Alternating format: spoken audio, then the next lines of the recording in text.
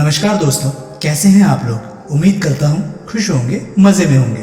तो दोस्तों, आज मैं आप लोगों के लिए लेके आया हूँ एक कहानी का नाम है ब्रेकिंग न्यूज़ और कहानी है एक पिता के प्यार के बारे में। तो चलिए दोस्तों, ज़्यादा देरी ना करते हुए शुरू करते हैं छोटी सी प्यारी कहानी। छुट्टियों में मीनू के आ जाने से घर भर में रौनक छाई हुई थी। दोनों बच्चे दिन भर पापा के साथ मिलकर धमाल मचाए हुए थे। अभी आसमान में बादल घुमड़े भर थे कि मीनू और बंटी ने पकौड़ों की रट लगा रखी थी। मेरे हाथ सब्जियां काट रहे थे, पर दिमाग की रील अपने ही अंदाज में उल्टे घूमते हुए विगत में पहुंच गई थी। उस दिन भी मन ऐसे ही बहुत प्रफुल्लित था। बंटी का जन्मदिन जो था, उसने अपने दोस्तों के साथ मूवी देखने और फिर बाहर ही खाना खाकर आने का कार्यक्रम बनाया था। दोनों बच्चों के किशोरावस्था में पहुंच जाने के कारण मैं उनके घर पर जन्मदिन मनाने संबंधी जिम्मेदारियों से मुक्त हो गई हूँ। मीनू तो साल भर से वैसे ही दूसरे शहर हॉस्टल में है। बंटी को रवाना कर हम दोनों का खाना निपटा कर मैं रजाई में दुबक गई थी। दिल्ली में आपने सरकार बना ली थी। खबरों के जबरदस्त शौकीन मेरे पतिदेव मनोज टीवी के सामने डटे हुए थे। मैंने अनुमान लगा लिया था कि आज भले ही रात हो जाए, वे पूरा मंत्रिमंडल बनाए बिना वहां से हिलेंगे नहीं। रजाई की गर्माहट से आंखें उनिंदी होना आरंभ ही हुई थी कि कॉल बेल बजी। पतिदेव के अपनी जगह से हिलने की कोई उम्मीद नहीं थी, इसलिए मैं ही जबरन चप्पलें घसीटते दरवाजा खोलने जा पहुंची थी। बंटी और उसके दोस्त को इतनी जल्दी और वो भी घर आया देख मैं हैरान हो गई। मूवी अच्छी नहीं लगी माँ, इसलिए हम लोग बीच में ही उठकर आ गए। थोड़ी देर बाहर धूप में क्रिकेट खेल रहे हैं, फिर खाने के टाइम चले जाएंगे। मैं अनमनी सी कमरे में लौट आई। मनोज के पूछने पर उन्हें सारा मामला बता दिया था। मनी मन डर रही थी कि वे गुस्से में बच्चों पर चिल्लाने न लगे। आज बंटी का जन्मदिन भी है, कम से कम इसी का लिहाज कर लें। फिल्म के बारे में पता करके टिकट लेना चाहिए था। बड़बड़ाकर उन्होंने फिर से नजरें टीवी पर गड़ा दी थी। मैंने राहत की सांस ली, फिर कुछ सोचकर रसोई की ओर मुड़ गई। बच्चों के लिए चाउमीन बनाए और उन्हें बाहर ही दे आई। मनोज ये सब खाना पसंद नहीं करते, इसलिए हम दोनों के लिए मैंने चाय बना ली। मनोज को कप पकड़ाया और स्वयं बाहर आकर चाय पीने लगी। अच्छा हुआ मनोज बाहर नहीं आए। बच्चे या तो खेलना बंद कर देते या फिर इतना खुलकर नहीं खेल पाते। बच्चे उनके धीर गंभीर स्वभाव से वाकिफ हैं। उनकी लिखी किताबें स्कूल में पढ़ते हैं, इसलिए उन्हें आदत देने के साथ साथ उनसे भय भी खाते हैं। जब से इस घर में शादी होकर आई हूँ, घर का ऐसा ही वातावरण देख रही हूँ। पहले संयुक्त परिवार में ससुर जी का दबदबा देखा। बच्चे उनके सामने बोलना तो दूर, सामने पढ़ने से भी कतराते थे। उनकी कई बात घर में देवाप्य समझी जाती थी। तीनों बेटे इतने बड़े शादीशुदा हो जाने के बाद भी माँ जी के माध्यम से ही पिता तक अपनी बात पहुँचाते थे। मैंने कभी ससुर जी को बच्चों या पोतों पोतियों के संग हंसी मजाक करते नहीं देखा। बाबूजी गुजर गए, पर अपनी छवि की छाप अपने बेटों में छोड़ गए। दूसरे भाइयों का तो कह नहीं सकती, लेकिन मनोज अपने बाबूजी का ही प्रतिरूप बनते जा रहे थे। बाबूजी के रहते मैंने उन्हें कभी मीनू बंटी को उनके सामने गोद में उठाते नहीं देखा, और जब वे गुजरे तब मीनू बंटी गोद में लेने लायक नहीं रह गए थे। बीच की दीवार गिर गई थी, किंतु दूरियां अभी तक कायम थी। ऐसा नहीं था कि ये दूरियां दिलों के बीच में थी। मैंने कई बार मनोज के दिल में बच्चों के प्रति और बच्चों के दिलों में पिता के प्रति अगाध प्यार महसूस किया था, पर एक हिचकिचाहट, औपचारिकता का एक झीना सा आवरण हमेशा उनके बढ़ते कदम रोके रहा। कई बार मेरा मन होता एक झपट्टा मारकर इस झीने पर्दे को तार तार कर डालूं, पर डर लगता था ऐसा करने से कहीं ये बढ़ते कदम ठिठक कर दिशा ही न बदल ले। संवेदनाएं खुलकर बाहर आने की बजाय अंदर ही दम न तोड़ दें। मेरी चाय समाप्त हो चुकी थी। बच्चों को चाउमीन बहुत पसंद आया था। अब उन्होंने पाव भाजी की मांग कर दी थी। मैं काटने के लिए ढेर सारी सब्जियां लेकर मनोज के पास आ बैठी थी। मैंने मनोज से कहा, बच्चे खेलने में रम गए हैं, वापस नहीं जाना चाहते, कह रहे हैं यही पाव भाजी बना दो। पति और बच्चों की मांग पर कुछ बनाना मेरा हमेशा से ही प्रिय सगल रहा है। एक ही अफसोस है, पहले से पता होता तो कुछ और तैयारी करके रखती। गाजर का हलवा ही बना लेती। आजकल के बच्चे हलवा वगैरह कहाँ पसंद करते हैं। मनोज कुछ सोचते हुए उठ खड़े हुए और तैयार होने लगे। मैंने हैरानी से पूछा, क्या हुआ? अब घर पर ही पार्टी है तो केक ले ही आता हूँ। पर आपकी न्यूज़, विभागों का बंटवारा तो शुरू भी होने वाला है।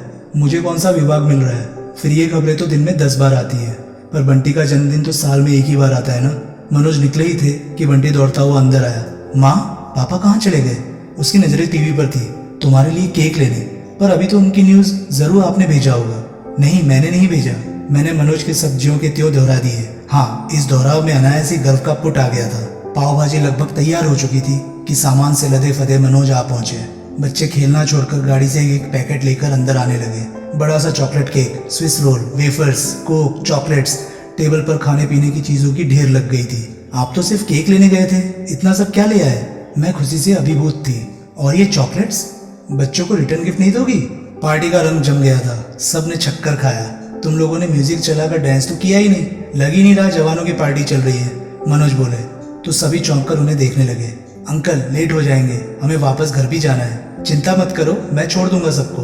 मनोज फिर कमरे में जाकर टीवी के सामने जम गए। मैंने प्यार से उनकी प्लेट बनाई और कमरे में ही दे आई। बंटी के चेहरे से खुशी और उत्साह छलक रहा था, तो मनोज बेहद शांत और संतुष्ट नजर आ रहे थे। बिस्तर पर लेटते ही मुझे नींद ने आ घेरा। कह नहीं सकती दिन भर की थकान का असर था या बरसों बाद मिला सुकून। मुझे खूब गहरी नींद आ गई। रात अचानक आंख खुली तो मैं पानी पीने उठी। बंटी के कमरे से धीरे धीरे बतियाने की आवाज आ रही थी। मैं कान लगाकर सुनने लगी। नहीं दीदी, सिर्फ बर्थडे थी, इसलिए नहीं। हम हमेशा से ही पापा को गलत समझते रहे, उन्हें हिटलर कहते रहे, पर मैं हमेशा महसूस करता था कि वे दिल ही दिल में हमसे बहुत जुड़ाव महसूस करते हैं।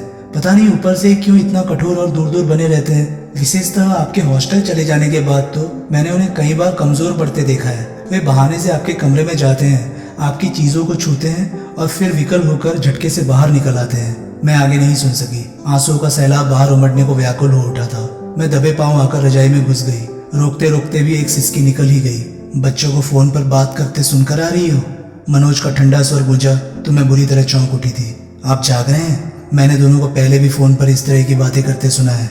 क्या करूं, जानता हूं गलत था। घर में जैसा देखा वैसा ही करने लगा। बहुत तकलीफों के दिन देखे हैं। सुना था जिंदगी इम्तिहान लेती है, लेकिन यहाँ तो इम्तिहानों ने पूरी जिंदगी ले ली। पर इधर मीनू के चले जाने के बाद मन अंदर से बहुत टूट सा गया है। कल को बंटी भी दूर पड़ने चला जाएगा। हम मीनू की तरह उसे भी देखने तक को तरस जाएंगे।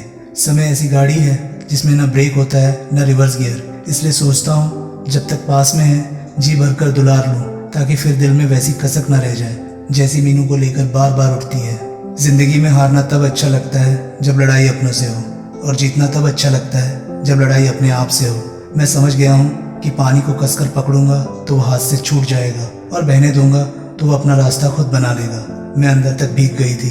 बहुत अंदर तक तबाही मचाता है वो आंसू जो आंख से बह नहीं पाता। फिर मैंने कहा मीनू इतनी दूर भी नहीं है, और हर छुट्टियों में आती तो है हमारे पास। जब जागो तभी सवेरा। वैसे भी हमारे बच्चे बहुत समझदार हैं, बिना जताए भी आपके प्यार और केयर को समझते हैं। पर इस परिवर्तन से मैं बहुत खुश हूँ। जिंदगी में जितना एंजॉय का ग्राफ बढ़ाओगे, एंजियोग्राफी से उतने ही दूर रहोगे।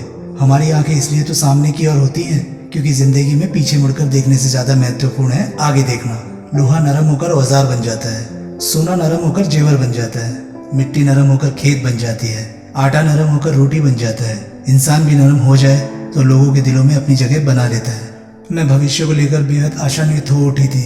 मुझे निराश नहीं होना पड़ा। मनोज का जन्मदिन आया। सवेरे से ही मुझे उनसे भी ज्यादा बंटी उत्साहित लग रहा था। बहुत गर्मजोशी से उसने पापा को जन्मदिन की बधाई दी, फिर बाहर चला गया।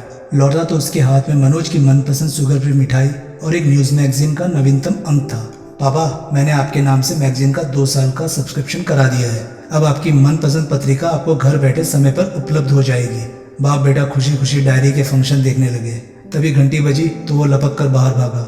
दीदी ने ऑनलाइन ऑर्डर से पापा के लिए बर्थडे केक भेजा है। माँ, आप इधर पापा के पास आ जाइए, थोड़े फोटोज ले लूं, दीदी को भेजने हैं। इससे अच्छे जन्मदिन की कल्पना मैं नहीं कर सकती थी। माँ, पकोड़े बन गए क्या? मीनू की पुकार सुनाई दी तो मेरी तंद्रा लौटी। आज तो माँ के पकोड़े बीरबल की खिचड़ी हो गए हैं। ये बंटी का स्वर था।